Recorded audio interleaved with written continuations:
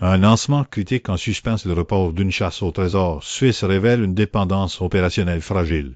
L'annonce officielle du report du lancement de la Chevalière du Téméraire, communiquée via la newsletter et le site web dédié, signale une vulnérabilité structurelle immédiate au sein de l'écosystème des jeux d'énigmes en Suisse. Ce délai, attribué à l'absence imprévue du concepteur principal des énigmes, expose une centralisation excessive du capital intellectuel et créatif, mettant en péril la fiabilité du calendrier et l'engagement d'une communauté déjà mobilisée autour des Rechsteig Fribourg et Mora.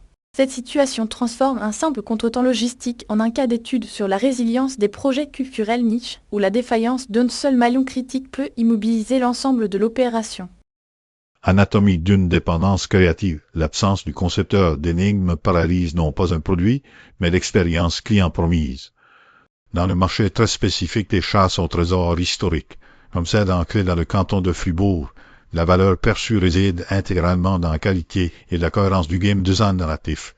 Le report, justifié par des raisons indépendantes de la volonté du concepteur, démontre que l'actif immatériel, l'expertise en storytelling interactif et en création d'énigmes n'a pas été suffisamment décentralisé ou documenté.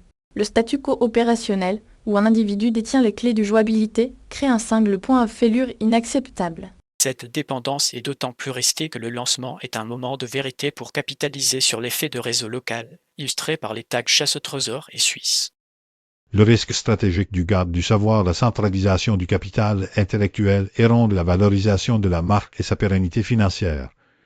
L'analyse révèle que le modèle économique sous-jacent est intrinsèquement vulnérable.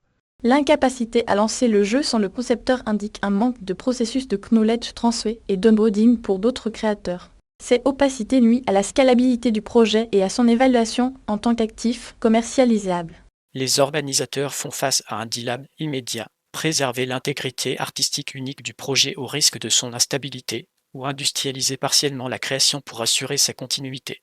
La communication actuelle, bien que transparente, ne fait que reporter la confrontation avec cette faiblesse stratégique, tout en testant la patience et la confiance d'une base de participants dont l'intérêt est hautement saisonnier et événementiel. Vers une résilience opérationnelle, le report doit servir de catalyseur pour une refonte de la chaîne de valeur créative. Le verdict est sans appel. L'épisode du report de la Chevalière du Téméraire doit être traité non comme un incident isolé, mais comme un signal d'alarme stratégique. La prochaine étape impérative pour les organisateurs est de formaliser et de diversifier les sources de création d'énigmes en développant un framework de conception et un style guide narratif qui survivent à l'absence de tout individu. À court terme, cela peut impliquer un partenariat avec d'autres créateurs du réseau chasse au trésor.